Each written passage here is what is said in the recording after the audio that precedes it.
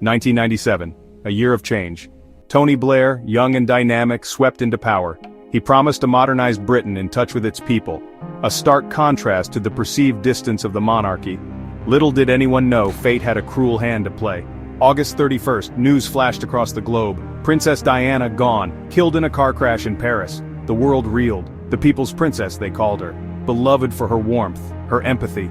The outpouring of grief was immediate, overwhelming. Mountains of flowers engulfed Kensington Palace, a sea of tears for a lost icon. A nation mourned, united in sorrow. Yet, in this maelstrom of emotions, the response from the royal family was deafening in its silence. At Balmoral, news of the tragedy reached us.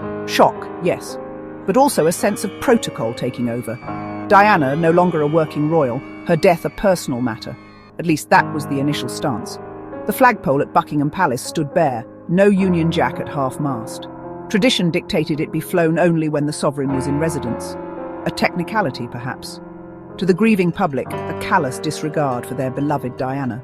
The newspapers, reflecting the public sentiment, were relentless. "Your people are mourning. Speak to us, ma'am," screamed one headline. The monarchy, once a symbol of stability, was now perceived as out of touch, indifferent. Pressure mounted. It was clear tradition had to be reconciled with the raw emotions sweeping the nation. A storm was brewing, and the crown was ill-prepared.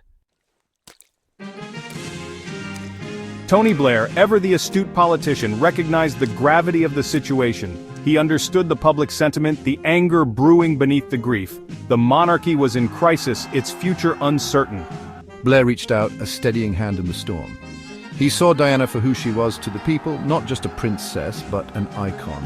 He coined the phrase that resonated across the nation, the people's princess. He urged the Queen to return to London to address the nation, to break with tradition, to fly the flag at half-mast, to show, not just tell, that the royal family mourned with them. The Queen, initially resistant, faced a truth she couldn't ignore. The monarchy, for all its history and tradition, derived its legitimacy from the people, and the people had spoken. The decision was made. The royal family returned to London. The flag was lowered. And on September 5th, the eve of Diana's funeral, Queen Elizabeth addressed the nation. Her words, though measured, carried the weight of the crown and the sincerity of a grandmother who had lost a granddaughter. She spoke of Diana's warmth, her devotion to her sons. She acknowledged the public's grief, their sense of loss. The speech, a pivotal moment, marked a turning point. The public responded, the anger giving way to a sense of understanding. The Queen had listened, had adapted. Diana's death, a tragedy, became a catalyst for change.